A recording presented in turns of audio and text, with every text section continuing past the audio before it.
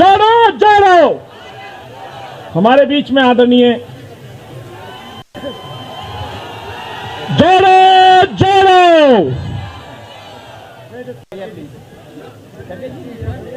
हमारे बीच आदरणीय मल्लिकार्जुन खड़गे जी अखिल भारतीय कांग्रेस कमेटी के प्रेसिडेंट मंच पे पहुंच गए हैं। जोरदार तालियों से आप उनका स्वागत करें। हमारे बीच आदरणीय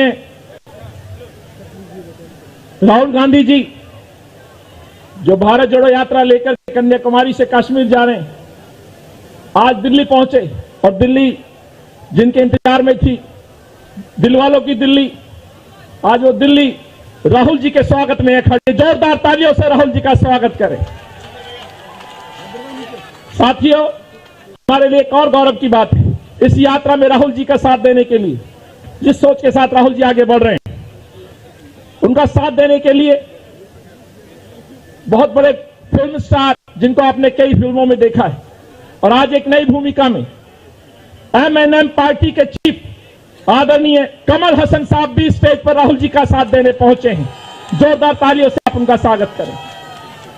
सांसद आदरणीय केसी वेणुगोपाल साहब जनरल सेक्रेटरी ऑर्गेनाइजेशन वो मंच पर उपस्थित हैं। गणमान्य लोग इस मंच पर उपस्थित हैं। मैं ज्यादा समय नहीं लेना चाहता हूं। साथियों, भारत यात्रियों का भी हम स्वागत करते हैं, अपने नेता राहुल जी का स्वागत करते हैं जिस मिशन के साथ आगे बढ़ रहे हैं। और मैं पहली कड़ी में आदरणीय कमल हसन साहब जी को आमंत्रित करता हूं कि वो आए और हमारे इस शहर, इस ऐतिहासिक शहर में आए कमल हसन साहब और हमें संबोधित करें। आदरणीय कमल हसन जी।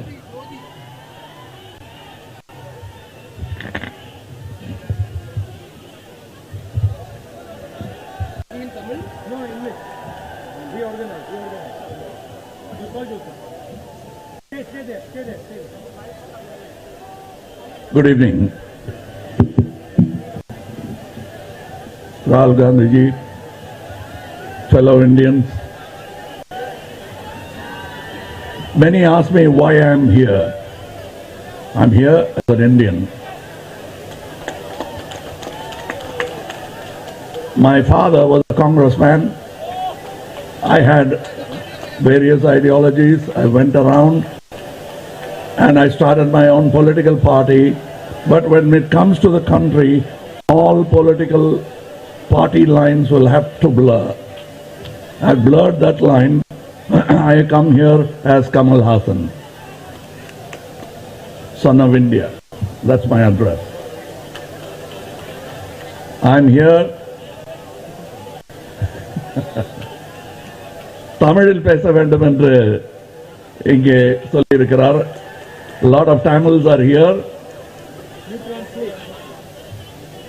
You translate.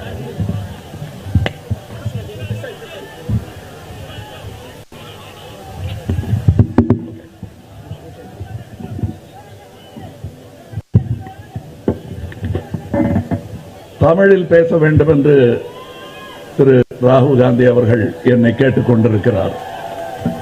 Rahul Gandhi ji asked me to speak in Tamil. I absolutely concede because he himself identified himself as a Tamil. I'm absolutely happy to do that because as Rahul Gandhi ji himself identified himself as Tamil. Okay, now I slipped into English, sorry. அதனால் அவரை என் சகோதரராக ஏற்றுக்கொண்டேன் என்று இல்லை. இது இரண்டு கொள்ளுப்பேரன்மார்கள் கலந்து நடக்கும் யாத்திரை. Just because he identified himself as Tamil, I accept him as my brother, but we are the grandson of Tamils. Grandsons of India, great grandsons of India. He comes in Nehruji's line.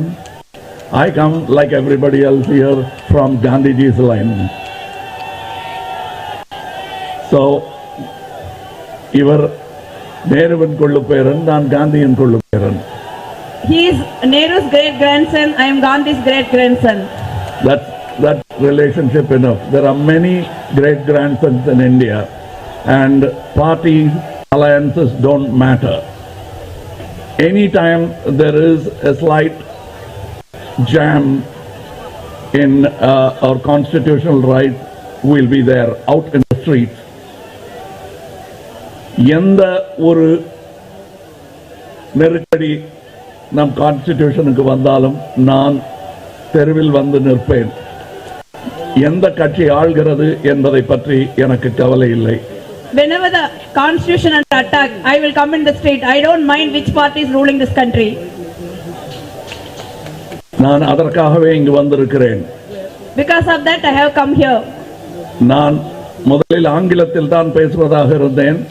ஆனால் சகோதரர் பணித்தலால் தமிழில் பேசுகிறேன். I first intend to speak in English. Just because of my brother asked me speak in Tamil, I am speaking. Now I'll slip into English. Thank you. Thank you.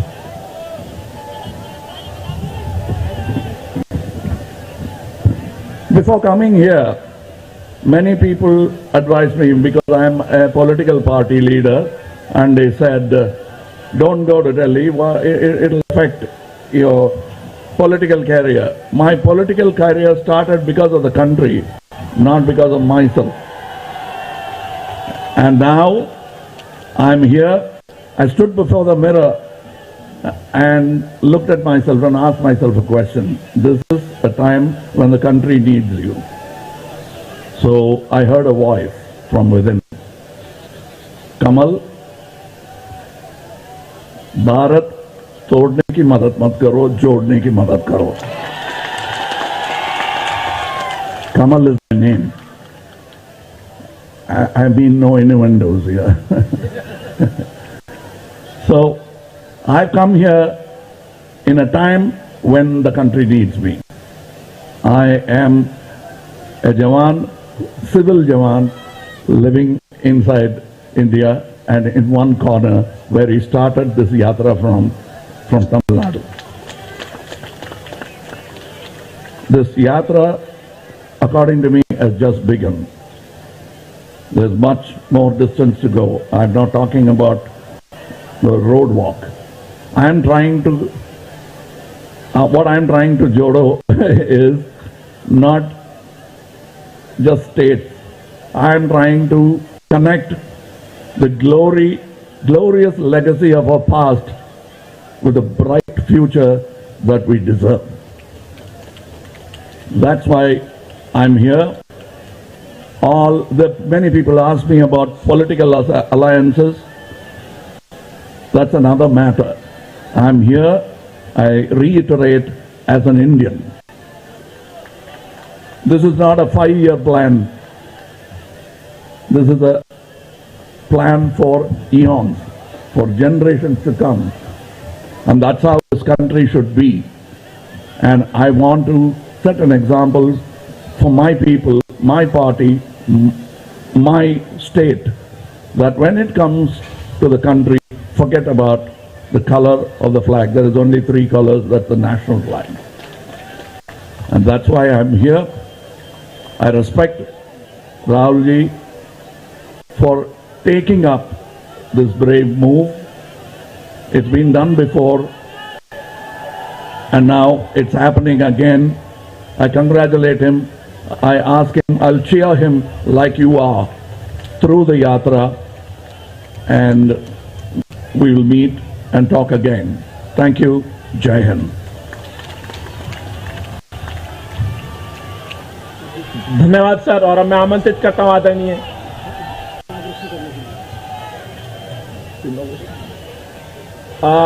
आज के इस सभा को संबोधित और इनोग्रेशन करने के लिए मैं आमंत्रित करता हूं आदरणीय मल्लिकार्जुन खड़गे साहब को कि आए और हमें संबोधित करें.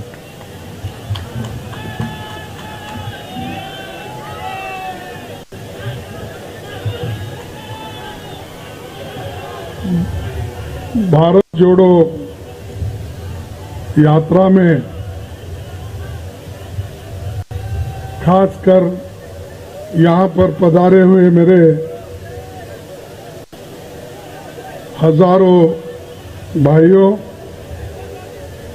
और इस मंच पर बैठे हुए हमारे नेता श्री राहुल गांधी जी और इस कार्यक्रम को विशेषकर तमिलनाडु से पधारे हुए बहुत ही मशहूर एक्टर कलाकार श्री कमल हासन जी और अभी तक हमारे साथ हमारी नेता श्रीमती सोनिया गांधी जी यहाँ पर थी और उनको भी मैं नमस्ते करते हुए कांग्रेस पार्टी के श्री वेणुगोपाल जी और जयप्रकाश अग्रवाल जी, शक्ति सिंह जी, कांग्रेस पार्टी के अध्यक्ष श्री चौधरी अनिल कुमार जी और सभी नेतागण, भाइयों और बहनों और माध्यम के मेरे दोस्तों, मैं ज्यादा वक्त आपका लेना नहीं चाहता क्योंकि राहुल गांधी जी जो आज भारत जोड़ो पदयात्रा कर रहे हैं और उनकी बात सुनने के लिए आप यहाँ पर बहुत से लोग जमे हुए हैं, वो केवल एक दिन का भी समय नहीं था कि यहाँ पर भाषण होगा, 4 बातें कहेंगे, ऐसा कोई अंदाजा नहीं था। लेकिन जब ये बात सुबह शुरू हो गई तो आज आप लोग हजारों के तादाद में यहाँ पर जमे हैं उनके भाषण सुनने के लिए, उनके कार्यक्रम को देखने के लिए। तो भाइयों, आज ये जो कार्यक्रम है बहुत ही महत्वपूर्ण कार्यक्रम है। जैसा कि कमल हासन जी ने कहा कि पार्टी कोई भी हो, विचार किसी के भी हो सकते हैं अलग अलग, लेकिन देश के लिए हम सब लोग एक हैं और राहुल जी के साथ है, ऐसा उन्होंने यहाँ पर अपना विचार रखा। सही है ना? तो मैं पूछ रहा हूँ ये सही है क्या नहीं? तो उन्होंने कहा ठीक है। तो ये वहां से आए हैं भारत जोड़ो यात्रा में भाग लेने के लिए और ये अभी आगे कश्मीर तक चलने वाली है और कश्मीर में तिरंगा झंडा फैलाकर हमारा जो ये कार्यक्रम है समाप्त होगा।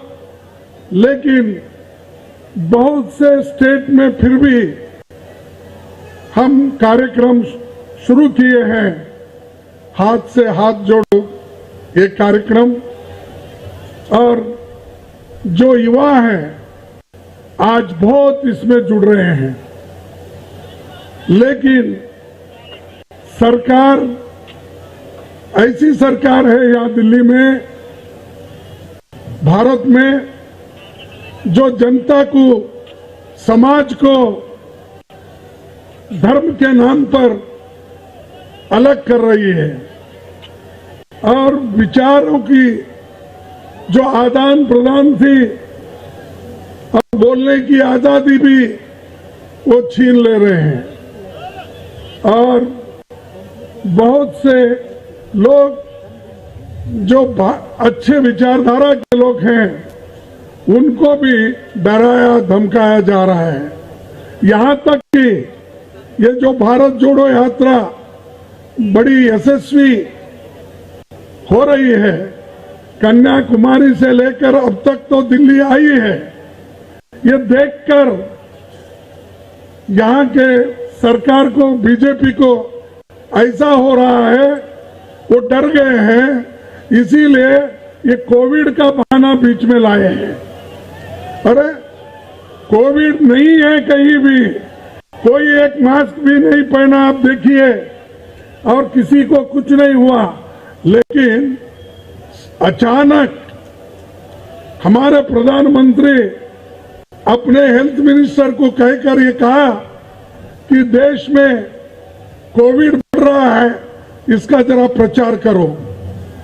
तो ये प्रचार करके उन्होंने पार्लियामेंट में अपना मास्क लगा के वहां पर आए, लेकिन मैं उनको कहीं शादी में देखा, कहीं जाते, वहां पर वो मास्क नहीं लगाए थे, उनका मास्क नहीं था। अरे आप खुद मास्क बाहर नहीं पहनते हो, पार्लियामेंट में आकर ऐसा मास्क पहन के आते हो। यह सिर्फ डराने के लिए, आप में डर पैदा करने के लिए, लोगों में डर पैदा करके इसको, इस यात्रा को तोड़ने की कोशिश कर रहे हैं। लेकिन हम डरने वाले नहीं हैं, हम आगे बढ़ते रहेंगे। और राहुल जी ऐसी कई चीजें देखे हैं अपने जीवन में, और ये भी उनको, अगर कोई भी कितनी भी मुश्किल हमारे सामने आएंगे, हम आगे बढ़ते रहेंगे। लेकिन ये जो भारत जोड़ो यात्रा है, किसी पॉलिटिकल गेन के लिए नहीं है, ये इसलिए है कि देश में महंगाई है, महंगाई के खिलाफ आज ये आवाज उठा रहे हैं। अनएम्प्लॉयमेंट है, उसके खिलाफ वो आवाज उठा रहे हैं। आज चीन हमारे ऊपर हमला कर रहा है, उसके खिलाफ वो आवाज उठा रहे हैं। हमने भी बड़ी कोशिश की पार्लियामेंट में अनएम्प्लॉयमेंट इश्यू पे बोलने का, इन्फ्लेशन पे, महंगाई पे बोलने का, बॉर्डर पे जो चल रहा है आज, चाइना घुसपैठ कर रही है उसके ऊपर बोलने का। लेकिन ये सरकार बोलने नहीं देती और हमारी बात नहीं सुनती, और चर्चा के लिए भी तैयार नहीं, चर्चा से भाग रहे हैं।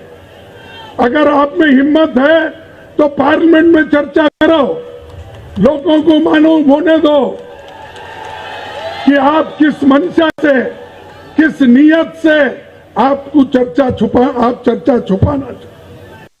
जब पंडित जवाहरलाल नेहरू जी के जमाने में ये बात आई थी चाइना का हमले का, उस वक्त पंडित जवाहरलाल नेहरू जी पार्लियामेंट में चर्चा के लिए तैयार हो गए। 165 एमपीज उस चर्चा में हिस्सा लिए। 1965 में भी चर्चा हुई, उस वक्त विदेश नीति पर, उस वक्त भी 3 दिन चर्चा चला। इस ढंग से कांग्रेस पार्टी जब भी हुकूमत में होती है, उस वक्त कोई चीज छुपाती नहीं, सभी लोगों को बताती है, जनता को बताती है। लेकिन मैं पूछना चाहता हूं, मोदी जी आप क्यों छुपा रहे हो? आप क्यों पीछे हट रहे हो और चर्चा से क्यों भाग रहे हो? हम ये पूछना चाहते हैं। तो इसलिए दोस्तों, ये भारत जोड़ो यात्रा जो राहुल जी की आइडिया है, राहुल जी ने ये निकाला और उसको अनुष्ठान में लाया। अब तक उन्होंने 3200 किलोमीटर तक अपना तय किया है, और आगे भी वो पूरा 2800 किलोमीटर उन्होंने तय किया है। बाकी का भी जल्दी तय करने वो जा रहे हैं, इसमें कोई पिछाहट नहीं है। चाहे वो कोविड हो, चाहे कुछ भी हो, हम वो चलते जाएंगे, लोगों को जोड़ते जाएंगे, लोगों को मिलते जाएंगे। और राहुल जी सिर्फ किसी कांग्रेस को ही नहीं मिल रहे हैं, या कांग्रेस कार्यकर्ताओं को नहीं, सभी को, बच्चों से लेकर बूढ़ों तक, और विद्यार्थी से लेकर प्रोफेसर तक, जर्नलिस्ट से लेकर टीवी के लोगों तक, सभी से वो मिलकर उनकी बात सुन रहे हैं और सुनकर आगे बढ़ रहे हैं। और देश में क्या माहौल है वो सब उनको मालूम है, और वो मालूम कर रहे हैं। और देश में भी सबको अब आहिस्ता आहिस्ता ये बात मालूम हो रही है। इसीलिए मैं ज्यादा वक्त न लेते हुए आपको यही कहूंगा, आपका जो रिस्पांस है, आप जो राहुल गांधी जी को मजबूती के साथ उनके साथ खड़े हो गए हो, इसलिए आपको सभी को मैं हार्दिक धन्यवाद देता हूं। आप सभी को मेरा नमस्कार करता हूं करके मेरे बात को समाप्त करता हूं। एक ही स्लोगन लगाऊंगा, वो आप सभी बोलना चाहिए। जय हिंद। अरे जोर से बोलो भाई, जय हिंद, जय हिंद। थैंक यू, धन्यवाद। धन्यवाद आदरणीय मल्लिकार्जुन खड़गे साहब। और अब मैं आदरणीय राहुल गांधी जी को आमंत्रित करता हूं। बहुत देर से आप इंतजार कर रहे हैं, और उससे पहले एक छोटा सा एक प्रतीक चिन्ह राहुल जी की इस यात्रा के लिए।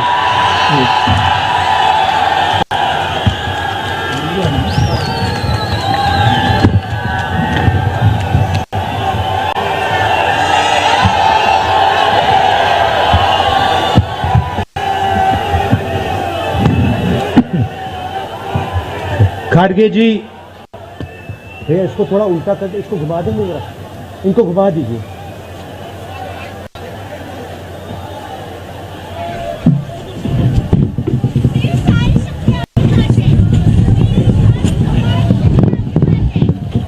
खाड़गे जी, कमल हसन जी, वेणुगोपाल जी, शक्ति सिंह गोहिल जी, अनिल जी, स्टेज पे कांग्रेस पार्टी के सीनियर नेता, हमारे प्यारे कार्यकर्ता, भाइयों और बहनों, प्रेस के हमारे मित्रों, आप सबका यहां बहुत बहुत स्वागत, नमस्कार। आपने इतना समर्थन इस यात्रा को दिया, इतनी मदद की, इतनी शक्ति आपने हमें दी, इसके लिए मैं सबसे धन्यवाद करना चाहता हूं, दिल से धन्यवाद करना चाहता हूं।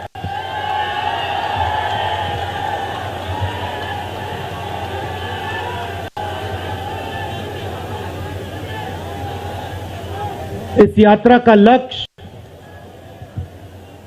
भारत को जोड़ने का है।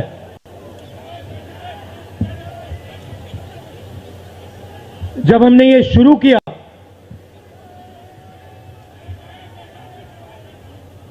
कन्याकुमारी में यात्रा शुरू की, तो मैं सोच रहा था कि नफरत को मिटाने की जरूरत है, और मेरे दिमाग में था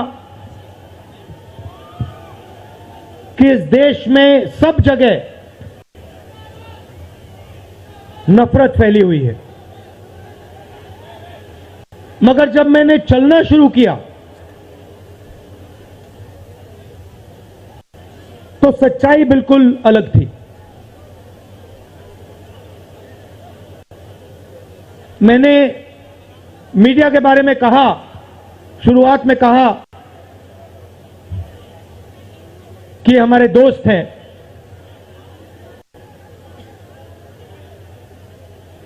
दोस्त हैं,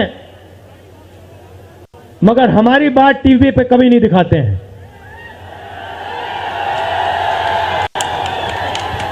और वो तो तब भी ठीक है, वो ठीक है, हमारी बात नहीं उठाएं तो ठीक है, कोई प्रॉब्लम नहीं है। मगर ये एक और काम करते हैं, इनकी गलती नहीं है। देखिए, ये जो यहां खड़े हैं, इनसे गुस्सा मत होइए,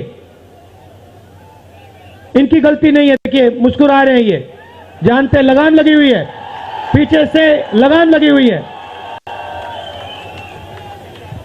मगर इनके जो चैनल हैं, ये भी नफरत फैलाने का काम करते हैं।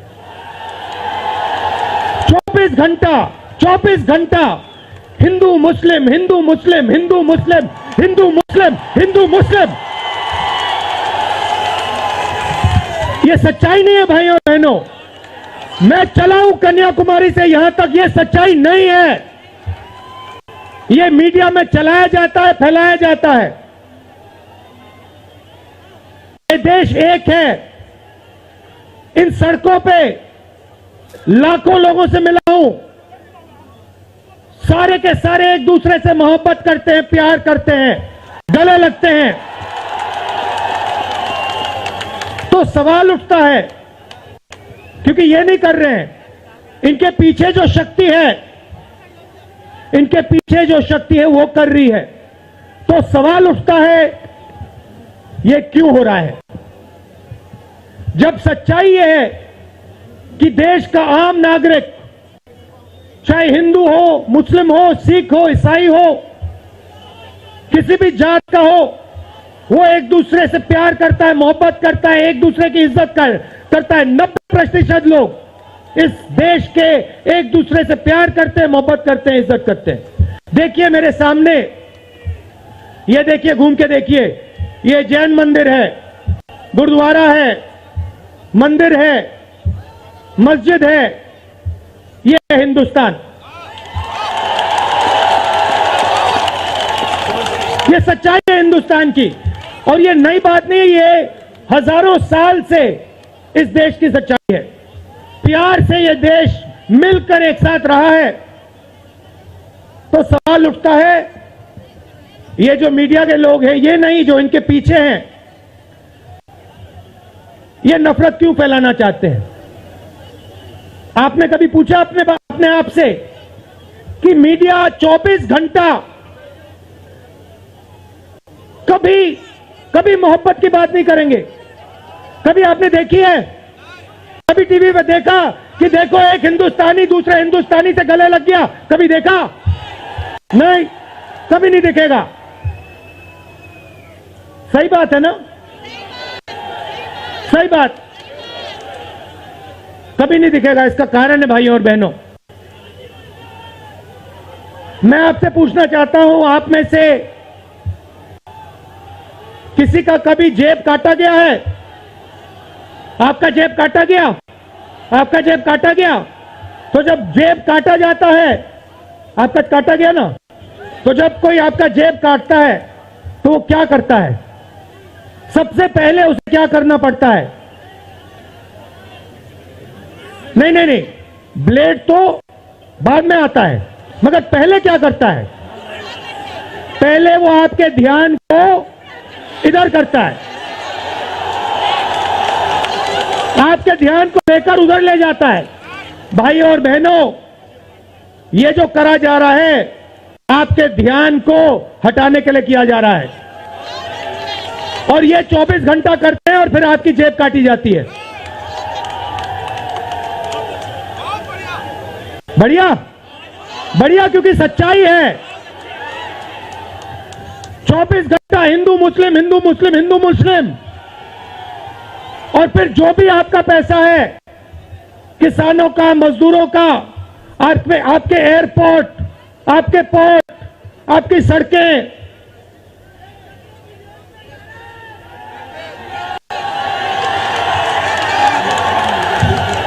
सीधा किसके जेब में? इनके मालिक के जेब में। इनको कौन चलाते हैं? नाम बताओ। देखो, सब जानते हैं, पूरा हिंदुस्तान जानता है। भाइयों और बहनों, ये नरेंद्र मोदी जी की सरकार नहीं है, ये अंबानी अदानी की सरकार है। ये सच्चाई है, और ये पूरा लक्ष्य इनका आपके ध्यान को इधर से उधर, उधर से इधर करने का है। मैं 2800 किलोमीटर चला हूं, 2800, मुझे कहीं नफरत नहीं दिखी, कहीं हिंसा नहीं दिखी, कहीं मारपीट नहीं दिखी। मगर जब मैं इनका टेलीविजन खोलता हूं, 24 घंटे मुझे मारपीट, हिंसा, नफरत दिखाई देती है। क्यों? क्योंकि ये आपका ध्यान इधर से उधर ले जाना चाहते हैं। जो सच्चे मुद्दे हैं उस पे आपका ध्यान गलती से ना चला जाए। जैसे जब कोई आपकी जेब काटता है, वो चाहता है कि आपका ध्यान आपके जेब पे गलती से भी ना चला जाए। ये हो रहा है इस देश में। तो आपका ध्यान कहां जाना चाहिए? मैं आपको बताता हूं। सबसे पहले आपका ध्यान जो हिंदुस्तान के युवा हैं उनकी ओर जाना चाहिए। आप किसी भी युवा से पूछ लीजिए, वो आपको बताएगा मैंने इंजीनियरिंग की, मैं डॉक्टर बनने के लिए पढ़ा, मैंने आईएएस के लिए तैयारी की, मैं जज बनने की कोशिश कर रहा था। पूछो क्या किया, पढ़ाई की, कितने साल की, स्कूल, कॉलेज, यूनिवर्सिटी सब पढ़ लिए, और फिर क्या हुआ? आज क्या करते हो? मजदूरी करता हूं, पकौड़े बनाता हूं।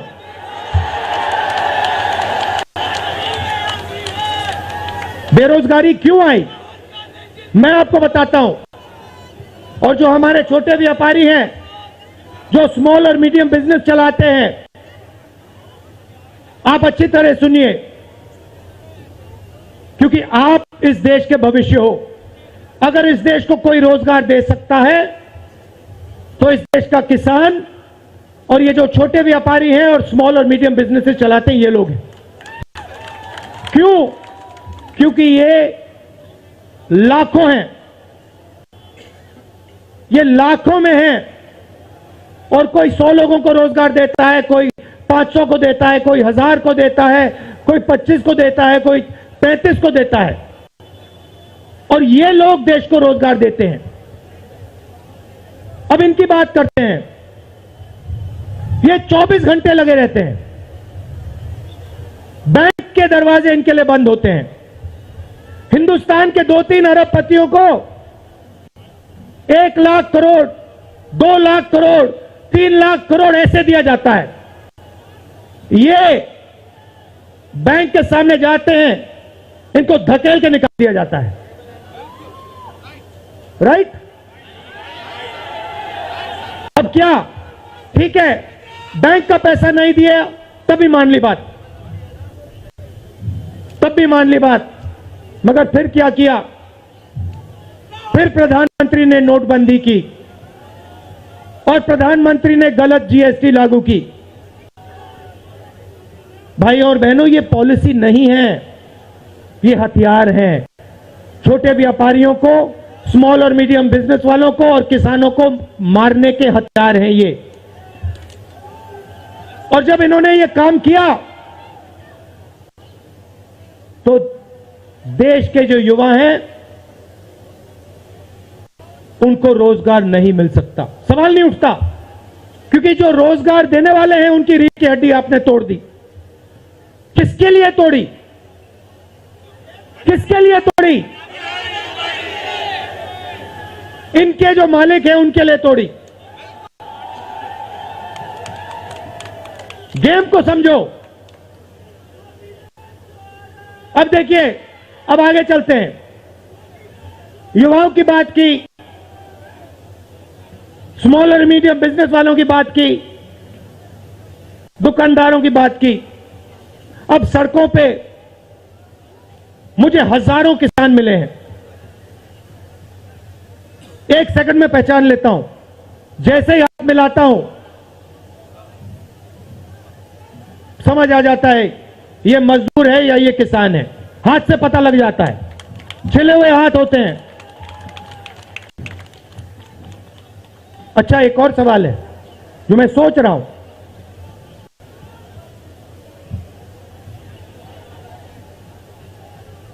प्रेस वाले ने मुझे पूछा क्या आपको ठंड नहीं लगती? और मैंने सोचा ये मुझसे पूछ रहे हैं, हिंदुस्तान के किसान से क्यों नहीं पूछते? ये हिंदुस्तान के मजदूर से क्यों नहीं पूछते? ये हिंदुस्तान के गरीब बच्चों से क्यों नहीं पूछते? फिर कहते देखो 2800 किलोमीटर चल लिए, कोई बड़ी बात नहीं है, पूरा हिंदुस्तान चलता है, जिंदगी भर चलता है, किसान चलता है, मजदूर चलता है, फैक्ट्री में जो काम करते हैं वो चलते हैं।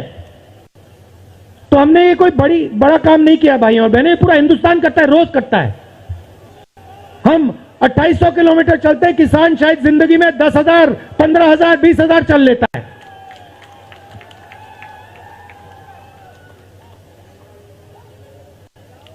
तो मैं चाहता हूं कि ध्यान सही जगह जाए। अब बीजेपी ने धर्म की बात उठाई है, हिंदू धर्म की बात करते हैं। मैं आपसे पूछना चाहता हूं, हिंदू धर्म में कहां लिखा है कि गरीबों को, कमजोर लोगों को कुचलना चाहिए? कहां लिखा है? कहां लिखा है कि कमजोर लोगों को मारना चाहिए? कहां लिखा, मुझे बताओ। मैंने तो कहीं नहीं पढ़ा। मैंने गीता पढ़ी है, उपनिषद पढ़े हैं, कहीं नहीं पढ़ा मैंने।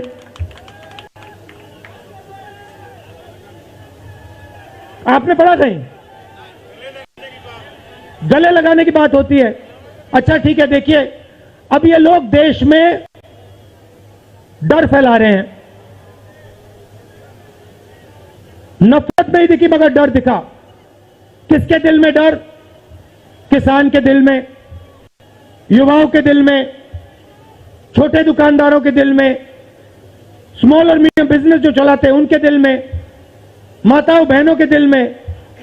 मुझसे कहती है, राहुल जी बीजेपी की सरकार में हम तो सड़क पर, शाम को सड़क पर नहीं निकल सकते। तो डर फैला दिया है। सही सही।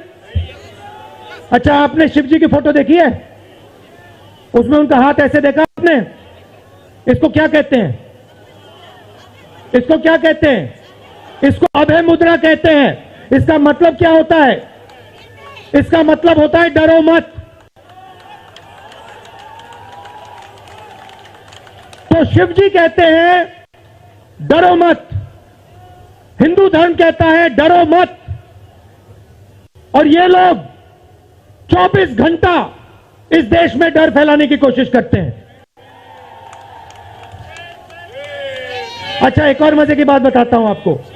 मैं सोच रहा था, आपने ये यात्रा देखी होगी, इसमें आपको हिंसा दिखी? कहीं नहीं दिखी? किसी ने किसी को मारा? किसी ने गाली दी? नहीं। आपने इसमें नफरत देखी? बिल्कुल नहीं। इसमें किसी ने यह पूछा भैया तुम्हारा धर्म क्या है?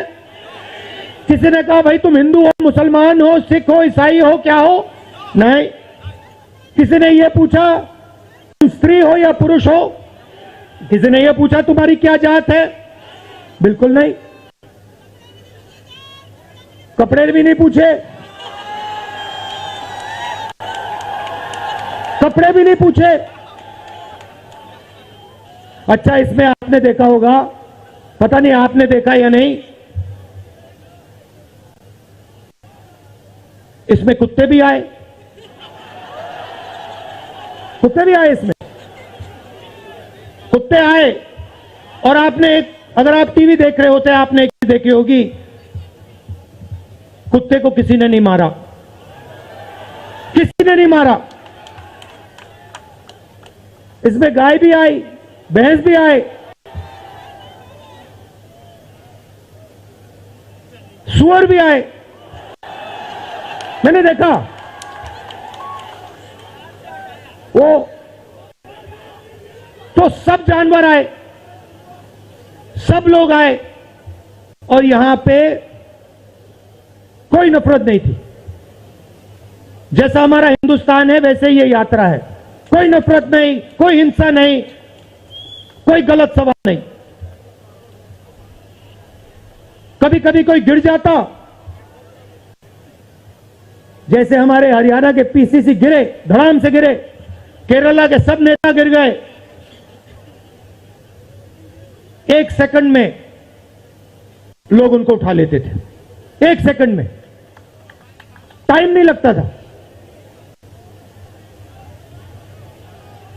ये है हिंदुस्तान। नहीं, देखिए मैं आपको एक बात बताता हूं। सच्चाई समझनी होगी। सच्चाई ये है कि जैसे इन पर लगाम लगी हुई है, वैसे हिंदुस्तान के प्रधानमंत्री पे भी लगाम लगी हुई है।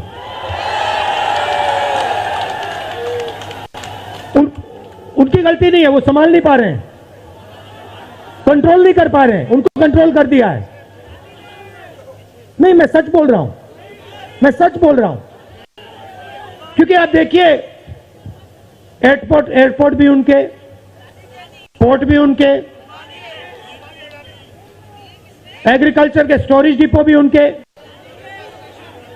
और क्या उनका, हाँ,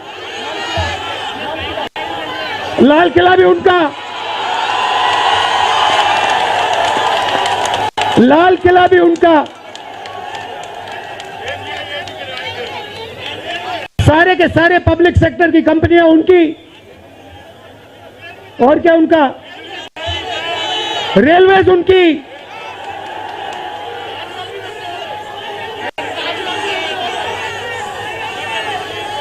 अभी भाई और बहनों ताजमहल भी चला जाएगा,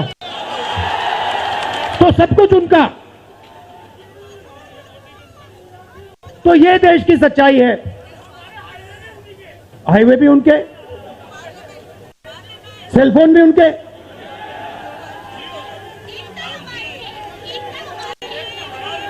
मगर सच्चाई हमारी। आप देखिए, मैं आपको बताता हूं, आपको मैं बताता हूं, अपनी कहानी बताता हूं। जब मैं राजनीति में आया, 2004 में आया,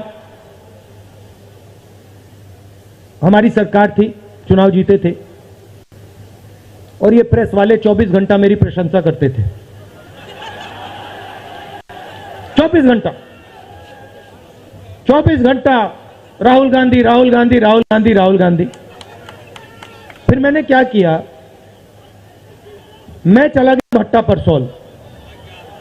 नहीं, सुनो, आपको समझना है ये है क्या। मैं भट्टा परसोल गया और मैंने किसानों का जो जमीन का मामला है उसको छेड़ दिया। और भाई और बहनों, जैसे ही मैंने किसानों का जमीन का मामला छेड़ा, वैसे ही ये मेरे पीछे पड़ गए। उसके बाद जमीन अधिग्रहण बिल, भट्टा परसोल के बाद जमीन अधिग्रहण बिल लाया, कांग्रेस की सरकार लाई। उसके बाद तो पूरा फुल टाइम 24 घंटा मेरे पीछे पड़ गए। प्रधानमंत्री जी ने, बीजेपी ने, मैं आपको सच्चाई के बारे में बताना चाह रहा हूं, प्रधानमंत्री ने, बीजेपी ने हजारों करोड़ रुपए लगा दिए मेरी छवि को खराब करने में। हजारों करोड़ रुपए। और आपने देखा होगा, मैंने एक शब्द नहीं बोला, बिल्कुल चुप, बिल्कुल चुप। मैंने एक शब्द नहीं बोला। मैंने ये नहीं बोला भैया ये गलत बोल रहे हैं, ये ठीक नहीं है ना, मैं बिल्कुल चुप, चुप। क्योंकि मैंने कहा चलो देखता हूं कितना दम है, और लगाया। पूरी की पूरी मीडिया लग गई, व्हाट्सएप पे लगाया, फेसबुक पे लगाया, सब जगह 24 घंटा राहुल गांधी के बारे में। कुछ नहीं बोला मैंने, पूरे देश में फैला दिया। और फिर 1 महीने मैंने आपको सच्चाई दिखा दी, और पूरा पूरा खत्म। देखो सच्चाई कैसे काम करती है। सच्चाई को छुपाया नहीं जा सकता है, कहीं ना कहीं से सच्चाई बाहर आ जाती है। और ये यात्रा हिंदुस्तान को जोड़ने की है। क्यों? क्योंकि इस नफरत से, इस डर से हमारे प्यारे देश को नुकसान हो रहा है।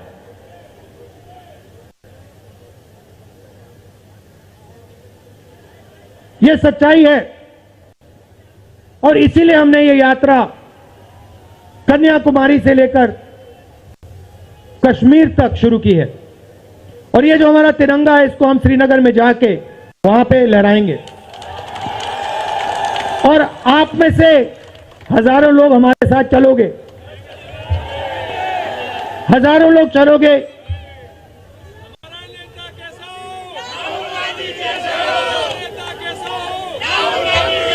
तो भाई और बहनों, देखिए, सच्चा मुकाबला दुनिया में, सच्चा मुकाबला चाइना और हिंदुस्तान के बीच में है। ठीक है, चाइना ने 2000 स्क्वायर किलोमीटर हमारी जमीन ले ली है। प्रधानमंत्री जी कहते हैं कि हमारे बॉर्डर के अंदर कोई नहीं आया। तो भैया प्रधानमंत्री जी, अगर कोई नहीं आया तो हमारी सेना उनकी सेना के साथ 21 बार क्यों बात कर रही है? और हमारे जो सेना के लोग हैं, हमारे डिफेंस फोर्सेस के लोग हैं, वो क्यों कह रहे हैं कि चाइना ने हमारी जमीन ले ली है? मगर देखिए, कंपटीशन आर्थिक है, मुकाबला आर्थिक है। ये आपके जो सेलफोन है, ये आपके जो शर्ट है, जूते हैं, इसके पीछे आप देखिए, प्रेस वालों के जो कैमरा है, इसके पीछे देखिए, उसके पीछे आपको लिखा दिखेगा मेड इन चाइना।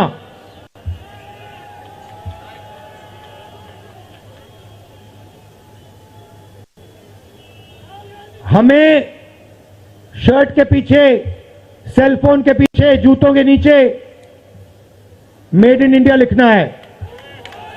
और एक ऐसा दिन आना चाहिए जब शंघाई में कोई युवा नए जूते खरीदे, उसके नीचे देखे made in new Delhi India. ये हिंदुस्तान चाहिए, इसी से हमारे युवाओं को रोजगार मिलेगा। तो ये करना ही पड़ेगा, चॉइस नहीं है। और ये हम करके दिखा देंगे। ये देश कर सकता है, करके दिखा सकता है। आप सबने इतना प्यार दिया,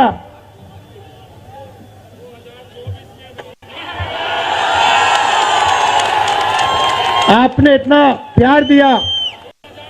मैंने भाषण में राजस्थान में कहा था, आपके नफरत के बाजार में हम मोहब्बत की दुकान खोलेंगे। आपने लाखों दुकानें खोल दी हैं। आप सबका दिल से बहुत बहुत धन्यवाद। नमस्कार, जय हिंद।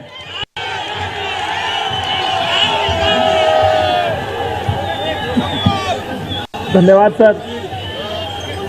आप सभी बहुत दूर दूर से आए और आज की इस यात्रा में राहुल जी के साथ शरीक हुए।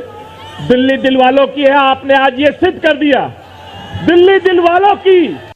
तो भारत जोड़ो, भारत जोड़ो। ये यात्रा 3 तारीख से दोबारा पुनः दिल्ली से शुरू होगी। मैं आपसे आग्रह करूंगा, दिल खोल के राहुल जी के साथ वहां भी आमंत्रित रहेंगे। 3 तारीख का कार्यक्रम आपसे शेयर कर दिया जाएगा। और जो भारत यात्री हैं उनके लिए बस की सुविधा लगाई गई है। जो यात्री भारत यात्री जो राहुल जी के साथ चल रहे हैं, वो साथी तमाम लोग उस बस में अपने गंतव्य तक जाएंगे।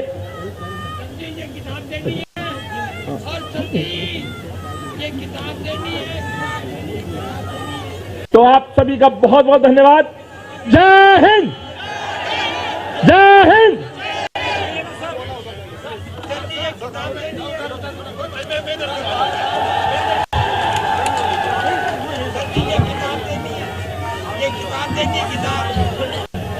राहुल गांधी जिंदाबाद।